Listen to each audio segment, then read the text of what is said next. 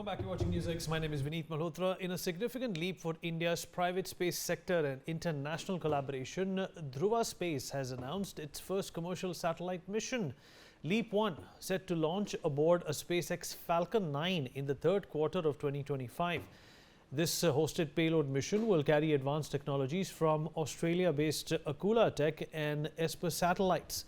This milestone not only highlights the increasing confidence in India's private space capabilities, but also underscores the crucial role of global partnerships in building accessible, reliable and scalable space infrastructure, especially for smaller satellite ventures.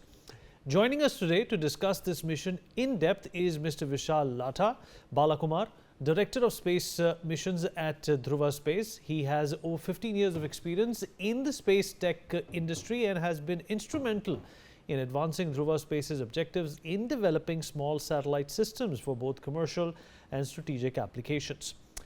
Vishal, appreciate you joining us. Thank you so much for taking out the time and speaking to us. First up, how will the LEAP-1 mission specifically contribute to the development of India's private space capabilities beyond this initial launch? Good afternoon. Thank you for having me here. Thanks for that. That's a great question. So the LEAP-1 mission, specifically, it's part of a larger series of LEAP missions, which are slated to be as hosted payload services, fundamentally making access to space a lot easier and, if I might say so myself, democratic, wherein anybody who wants to do a technology demonstration, experiment with their technologies faster and quicker. And that is what exactly these kind of missions help. And in essence, considering the rapid expansion that's happening on the Indian space sector side of things, this series of mission would really help the larger ecosystem reach space faster, experiment their payloads faster, test their technologies, validate things in the space environment, and move towards operationalizing their services and goods and so on and so forth.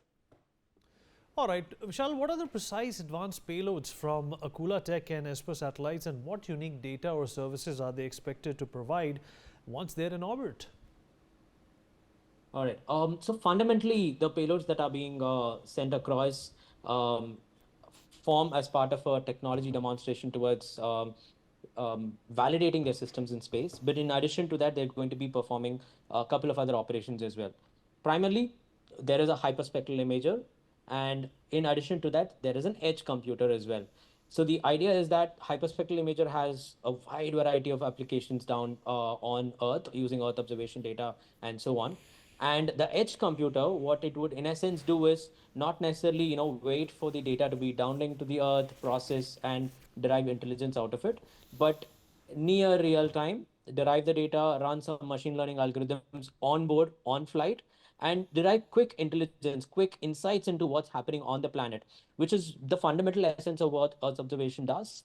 But the combination of these two payloads flying together would really fasten the procedure, fasten the turnaround time, in which we understand more about what's happening on the planet. So that's the essence of what these payloads are going to be doing.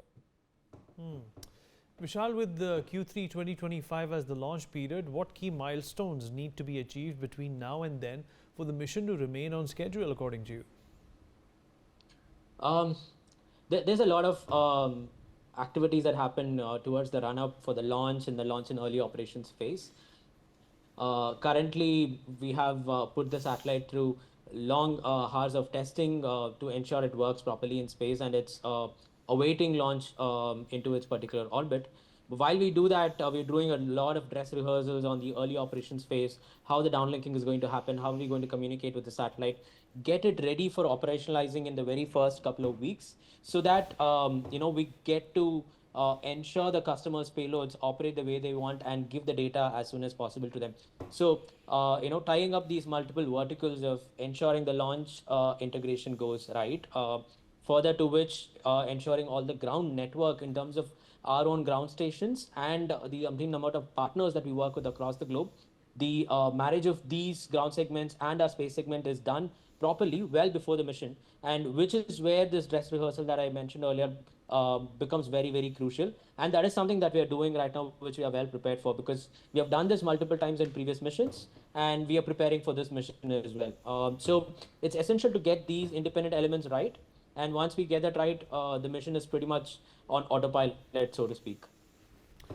Right, and Vishal, when did discussions with Akulatech and Esper Satellites for this collaboration begin, and how long did the negotiation and planning phase actually take?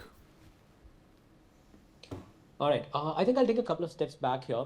Sure. Speaking, the Indian space ecosystem has been very active in collaborating across the world. The dialogues between the Indian and Australian ecosystem has been going on for many decades now.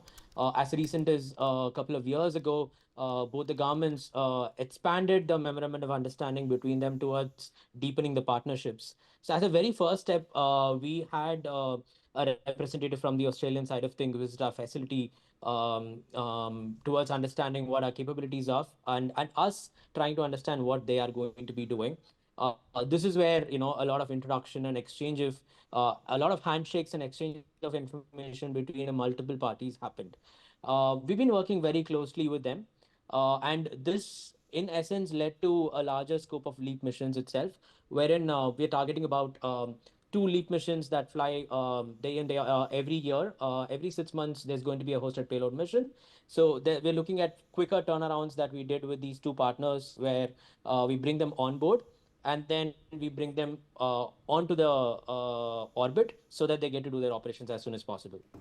Right, and why is the collaboration with the Australian companies Akulatech and Esper Satellites particularly strategic for Dhruva Space and the broader Indo-Australia space relationship, according to you?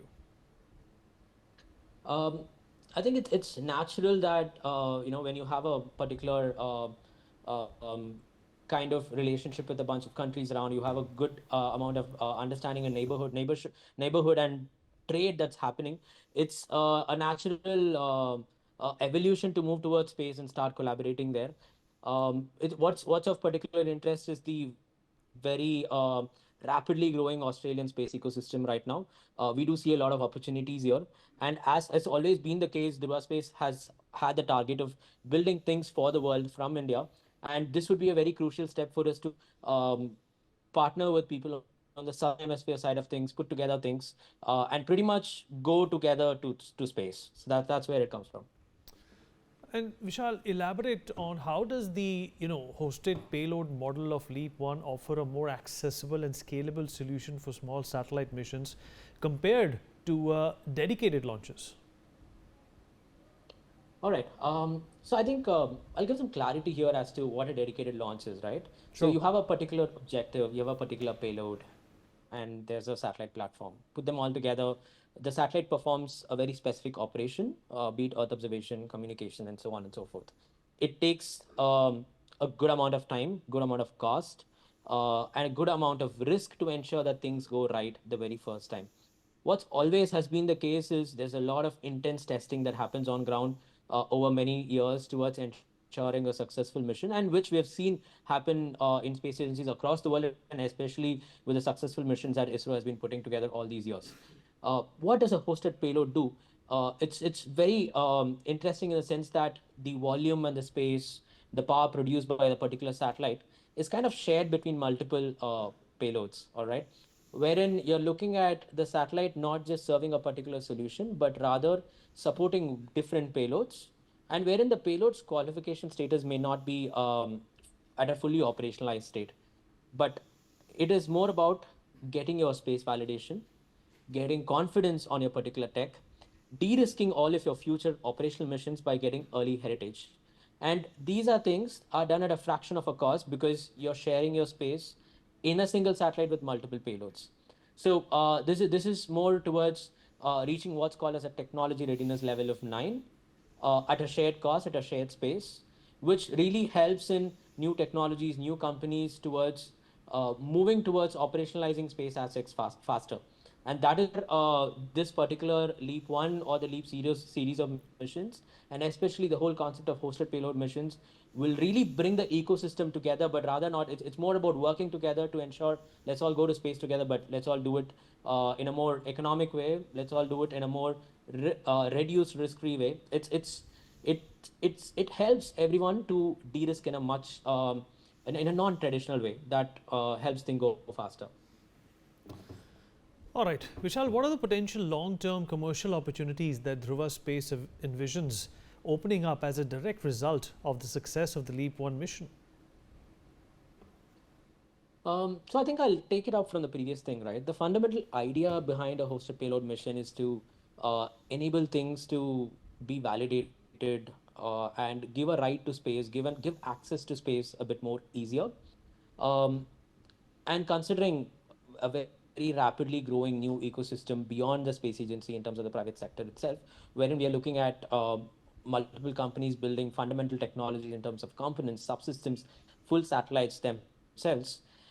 This creates a very interesting opportunity for the companies to work together, and this is where the long-term opportunities come into the picture, in the sense that there is somebody who wants to do something in space, be it research, academic, in that sense of things, or be it in terms of commercial sense of things.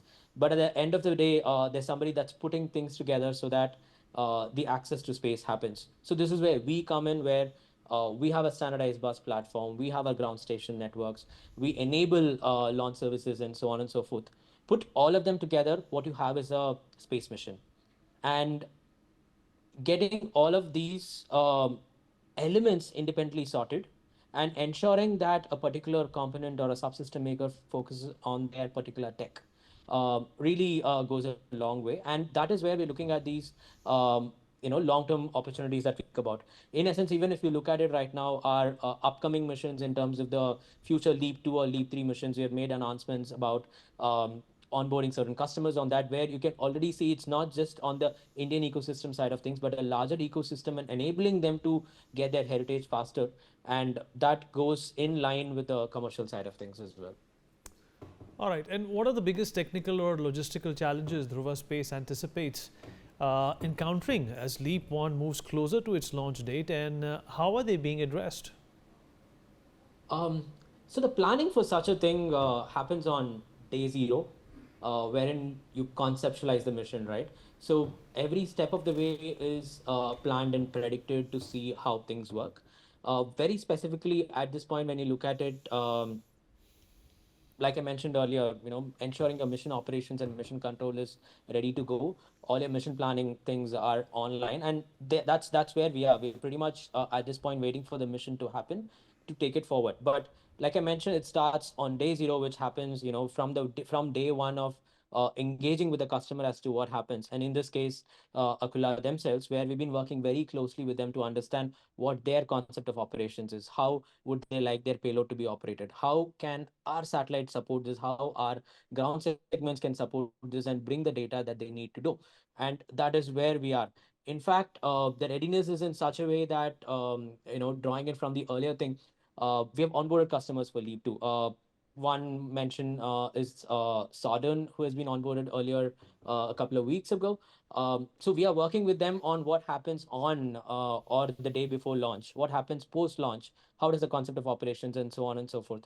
So it's a lot of pre-planning that happens, and pretty much right now it's be it the people or the technology or the softwares or hardware, how it works. Pretty much all of it is defined. It's autopilot, and that's where we are. And now it's a question of the preparation that we're doing is to ensure things are green, things are go at all points of time, and we're just looking for the day of the launch, preparing to understand after launch, when will we get our first signals, what do we react to it, how to go about it, and so on and so forth. So that's basically it. The essence of such a mission goes through a immense amount of planning with an immense amount of engineers and the engineering teams across the world, cross boundaries, that we are bringing a lot of collaboration into the picture here, and that pretty much makes things to be a very, very smooth operation for us. Vishal, whatever you've said, it sounds extremely exciting. We are very happy for you. Thank you for taking out the time and speaking with us, and all the best to you. You're a catalyst in this space, and we wish you continued success. Thank you so much. Thanks a lot. We are absolutely excited about this mission, and hopefully we get more and more collaboration happening across the world. Thank you. Thanks a lot. Thank you for joining us.